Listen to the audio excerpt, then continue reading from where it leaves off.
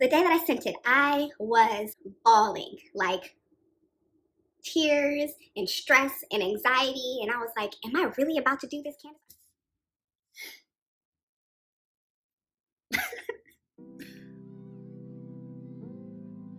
Hey, today I'm going to talk about in a little bit more detail why I quit my job and what life has looked like post quitting, and just why I made one of the biggest decisions I've ever made in my life. So let's jump on into it. We're going to start off with why I quit my job.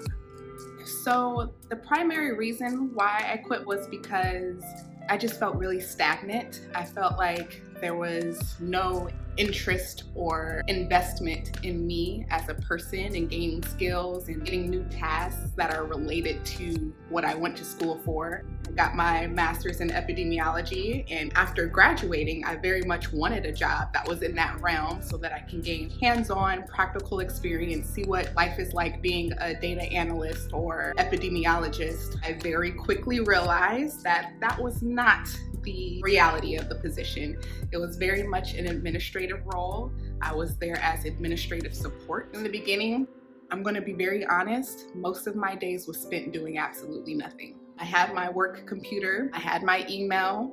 No one would email me because no one really knew who I was. I had my check-ins with my supervisor on a weekly basis. Every week we would talk about, okay, you're going to be trained on this. We're going to train you on this. We're going to train you on how to do this. And at a certain point I was like, okay, so when are we going to do this training? When can I expect to be doing X, Y, and Z? That kept getting pushed back. It kept getting pushed back. And naturally, there were a lot of things going on within the organization at the time. But I just kept feeling like, okay, I am just sitting here twiddling my thumbs, waiting and hoping for someone to email me. There's only so much that I can do by myself as a new employee. I can read so much about the department. I can read so much about the organization. So that was in the beginning. Then we transitioned into kind of like a hybrid model of going into the office, which was a whole thing for me. I did end up having to be in the office more regularly, which pros and cons. There weren't a lot of people in there, but there are people that didn't adhere to the protocol with wearing your mask and things of that nature. So to a certain extent, it was very uncomfortable thinking that, okay, I'm being asked to be in this office so that I can be available in case someone calls and needs me to give them a piece of equipment, or their equipment is broken and they need to swap it out. That was pretty much the only reason why I was required to be in the office. Being in the office was the same. It was like I'm still sitting here twiddling my thumbs hoping that someone is going to reach out to me. On some days, no one would reach out.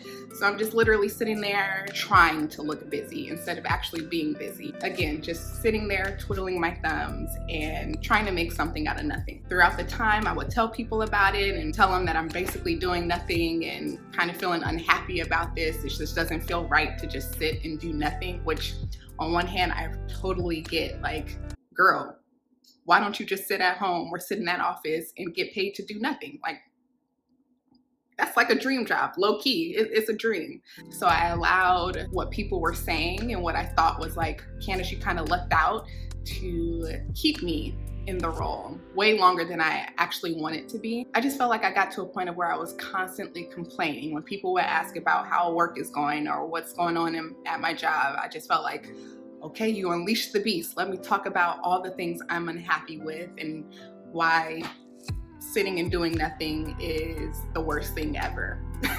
I think for a lot of people, when they are fed up with work or overwhelmed with work or feeling burnt out, it's because they are overworked. They have a lot on their plates and a lot of things to do and not enough support. And I've been there in my previous full-time job. I have been there. I stayed, but I know what that's like. So it was very foreign to me to have a job where I'm not doing anything, or I don't feel like I'm doing much. I'm not contributing much. I'm not being challenged much. And that being the reason why I feel like I need to quit. It just felt like that's not a good enough reason, even though mentally I am so sick and tired of going into this job. I'm so sick and tired of waking up to nothing, to just sit and wait for other people. I was also sick and tired of, I spent 2 years in this quantitative heavy master's program where I I struggled through that program. And I'm not even using any of the skill set that I learned from that program in this job. So what was the point? What was the point of getting my master's in this area? Why am I doing this? What was the reason, as Cardi said? Of course, there's more to the story, but that essentially gets it. Anyway, we're going to transition into the day that I sent my resignation letter because that was an emotional experience for me. Oh, the day that I sent it, I was bawling, like tears and stress and anxiety. And I was like, am I really about to do this? Candace, are you really about to leave this job with nothing lined up? Mind you, I had been applying other places. I had been on a couple job interviews. I think I was at a point of like waiting to hear from somebody. So I was like, am I really going to take this risk of not having something lined up? I remember I either called my mom or my aunt that day, and neither one of them answered. Usually I call them when I'm like in this distress mode of like, I don't know what to do. I need someone to kind of reassure me. No one answered. I just remember feeling like, okay, Candace, this decision is 100% just on you. Like, you have to decide if this is what you want to do or not. I remember feeling like I don't want to do this anymore. It's not worth it to me. It's not worth it. So I had that perspective, but I also had the perspective of this goes against everything that I was taught to believe. You don't leave a job without having something else lined up. You don't leave a good job. Why would you do that? So I was having all these conflicting thoughts of, I don't want to do this anymore, but I feel like I am not supposed to do this. I'm not supposed to quit. I need to stay in this until I know what I'm doing next. Once I stopped crying, picked myself off the floor, figuratively, well, I think I was on the floor at some point. I'm not even gonna hold you. I prayed about it. Remember feeling like, okay, just write the letter, write your resignation letter and see how you feel afterwards. After I wrote it, I was like, I feel good. I felt like this feels right. It felt like, okay, I know what I'm gonna do. So I sent it like 5 to 10 minutes before my work day was over and was like, whatever the response is, I'll deal with it in the morning. In the morning, my boss kept it really simple and was like, oh, I'm surprised to hear this. Let's schedule some time to talk about this today. Yeah, to be honest, I felt free. Like I felt like I really just did this. Like I am a free woman. I don't know what that means. I don't know what I'm going to do. I don't know when I'm going to have another job. I don't know, but I just felt like so much weight had been lifted off of me. And also, let me back up. My decision to quit was not like an overnight experience. It wasn't spur of the moment. It wasn't just like, I feel like quitting today. It was something that I felt for a long time, but also I had been saving months worth of expenses for a while. I quit knowing that I had X amount of months saved, so I had this time to just be. If anyone out there is considering that, if you can, it's easier said than done. Save up for it. Yeah, so that is the day that I sent my resignation letter. And when I left that office on my last day, I remember dropping something off to my mom. Mind you, let me back up. I also didn't tell anyone right away that I had quit. I didn't want to open the door of people saying, oh my gosh, Candace, why don't you do that? I don't know. I didn't want to open the door up for potential criticism or judgment or anything like that. So I was like, I'm just going to chill this next week and do whatever I want and not let anyone know that I had quit. Eventually, I let my family and my friends know, and a lot of people were very surprised. I wasn't met with criticism that I don't know, I had in my mind that I was expecting. I was more so met with, okay, cool, congratulations, wow, that's huge, go you. So now I'm going to transition into what life has been like since quitting. So as I am filming this video, I think we are like, Candace is 1.5 months post quitting. I've been job free for 1.5 months. That's a weird thing to celebrate, but I still feel really happy about it. I'm also getting to the point of like, okay, what are we doing, Candace? What now? We need to be doing something. Anyway, we'll get there. One of the things, like I explained in my first video, is that I've been spending so much concentrated time with myself. And I feel like so many things have been shifting for me on this whatever journey or path that I'm on. There's been so much that I feel like has been in alignment for me that has never been in alignment before. My desire to grow and change and just learn more about who I am and who I want to be and how I want to present myself to the world is in alignment with my capacity to do that. I think in the past, there's been like an inkling of desire for that, but capacity-wise, couldn't handle it. I was in school or I was at work or I had all these jobs, or I just felt like my attention was divided amongst all these other places. And now for the first time, my attention is 100% on me. And this is part of the reason why I thought about doing this YouTube thing as like a passion project, just because, again, just sharing the experiences, sharing the things that I am realizing about myself, I think could be a fun thing to look back on. I'm also in the space of super casually looking for jobs again. For the first few weeks, I wasn't interested in it. I was like, I'll worry about that later. Now, maybe once or twice a week, I look. I'm not gonna lie, I'm not that excited about this, but I am trying to get back into the groove of things because I can't live in this blissful world forever.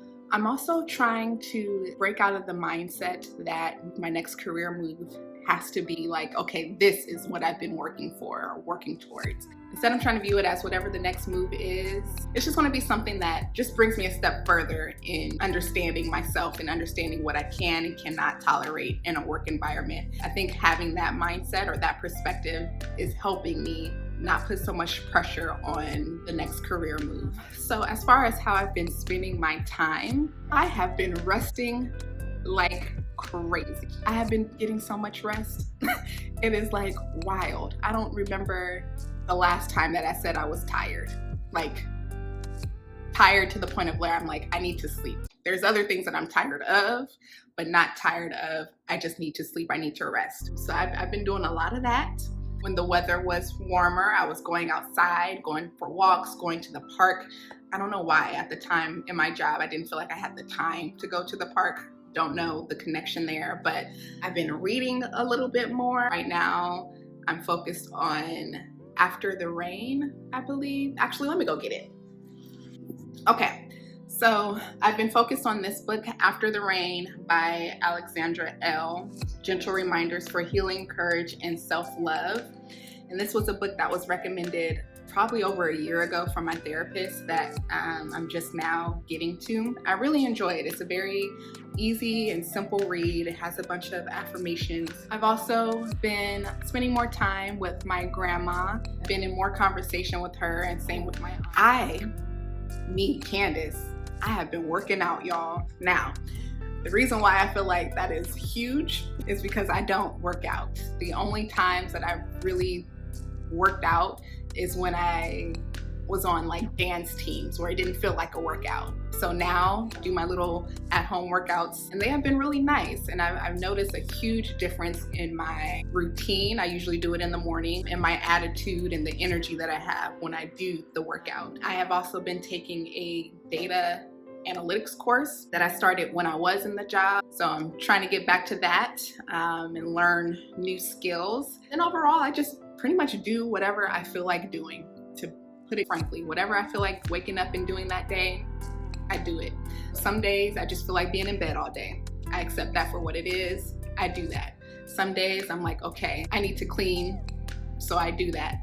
Other days I'm like, I just need to get out the house. Having that freedom to just do whatever has been nice, has been kind of nice. The last thing I'll say I've been doing is learning how to just be, learning how to just exist and have that be okay. Before I recorded this video, I was listening to a podcast. I've been listening to more podcasts, by the way.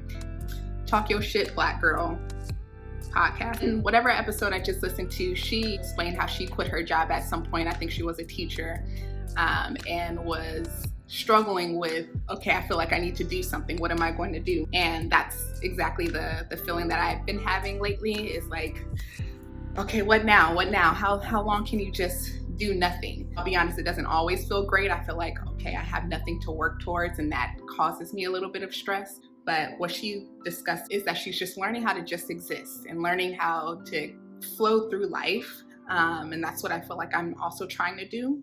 Just trying to learn how to just say, like, my presence, me being here, me existing, it is enough. And like I said earlier, so many things have come into alignment during this period, during this phase, that I don't think I've ever experienced to this degree before. I don't know, it's a freeing experience, and I don't even know if a lot of people experience it, because we're so programmed to be working towards something, to be doing something, to be grinding towards something, which I get. I get that as well. But to have this feeling of all I have to do is just be, all I have to do is just exist, and that is enough. It's crazy. I'm not gonna lie. I'm always grateful for it. I express a lot of gratitude to be in a position to experience something like this, especially while I'm younger. So that's kind of how I've been spending my time, and that's kind of what life has been like post-quitting. Again, I have no idea how long this phase is going to last, but I can say that I'm learning a lot. Anyway, this video has been going on for far too long. That is what I've been up to after quitting. I want to thank all of you though for the love that you've shown me directly from the first video. Those of you who have known for a while that I quit my job and offered support, or your congratulations, whatever it was, I really do appreciate that. And yeah, I hope you guys are all well.